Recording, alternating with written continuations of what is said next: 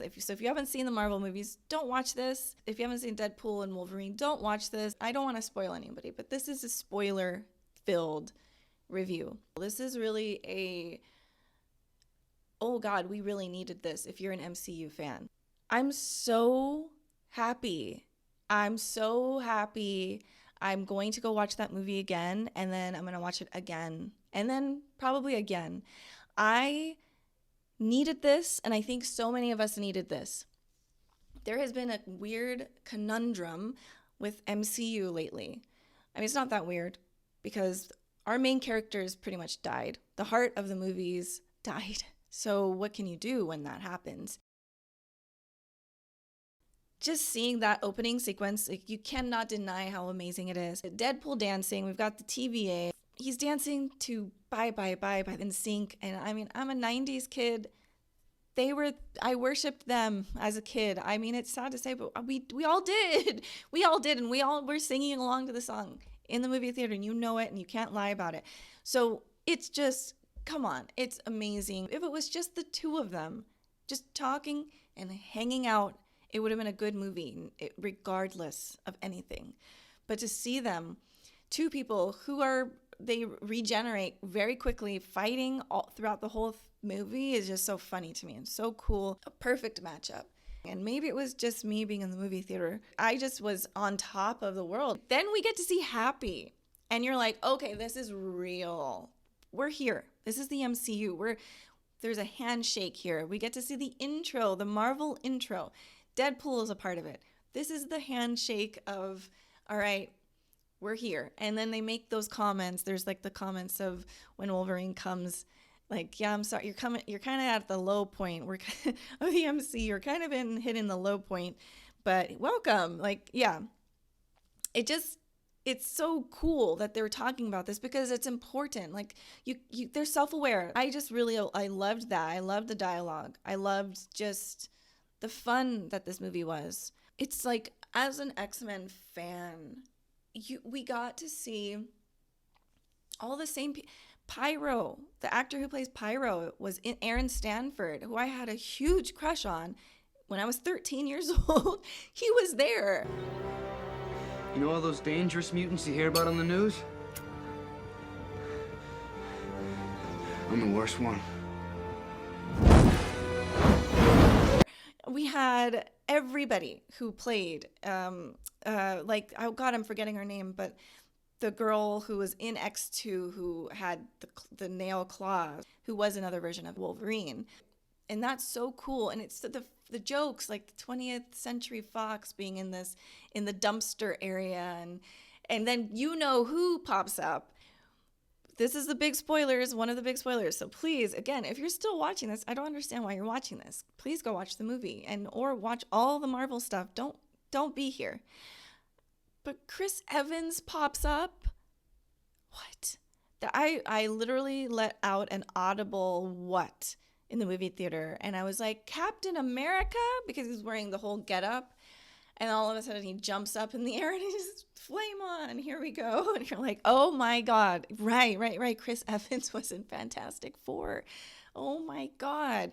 Who cares? I don't care. Give me any Chris Evans. I really don't care. Bring him back somehow. But obviously we know what happens to him in the end, which was absolutely hilarious when we get that clip of him actually talking shit about Cassandra. He actually said all of that. It was just so good. We needed him. We needed to see that. That's just like this uplifting little thing where you're like, yes. So when Deadpool and Wolverine get saved in the movie, and we don't know who saves them, and they're in this weird place with whiskey, and Wolverine's very happy. And then we see freaking Jennifer Garner come out as Elektra. I was like, again, audibly, Elektra? And everyone else was just gasping in the movie theaters. And we're like, what? And then we see Blade. What? Like, what? What the heck? Wesley Snipes is here.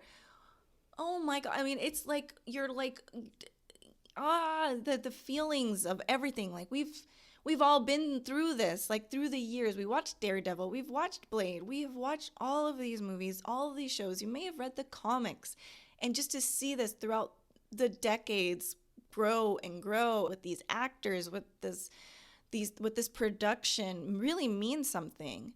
And so just seeing Jennifer Garner is like this thing, like, we know you, you're home, you're a familiar face, and we feel safe with you, and we trust you. And because we've seen you on our TV screen for 20 years, 20 plus years, so we know. And it just awesome. And then we see Gambit, who is amazing in the cartoons. He's amazing. He's funny, he's flirtatious, and he's strong, and he is Rogue's man. And I love him, and I love how he speaks. And Channing Tatum played him really, really well. On point accent. And they finally got to show how good Gambit really is in that final fight scene. It was awesome. It was just so cool. And then we get to see X-23, Laura Kinney, Daphne Keane is here. And yeah, I don't know. It just, how can you watch the movie and not be excited and moved in any way? It was moving. It was cool. And what's funny, even funnier, is I just did a reaction to Pride and Prejudice. I'm going to be editing it, posting it at some point. But I swear to you, just watched Pride and Prejudice 2 days ago for the first time. And Mr. Darcy shows up in this damn movie. Like, synchronicity is weird like that. Sometimes you're like, oh, what? That's weird. That was cool. The fight scenes were amazing. Wolverine on all fours and running towards Deadpool was so cool.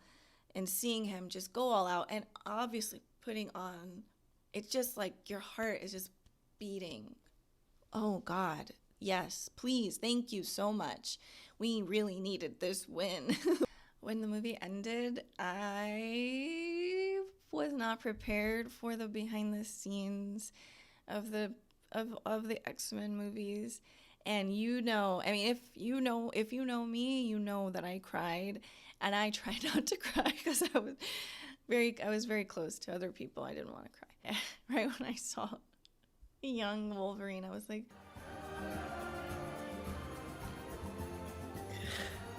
no. Oh, what? Oh my God. Oh, come on. And I really was trying to suck up the tears, but that was a lot, because it's just like I'm saying, growing up with these movies have been a joy. And it was really sweet to hear Ryan Reynolds talk all back in was it Wolverine Origins, where he, the Deadpool he tried to do, and then it just didn't work out.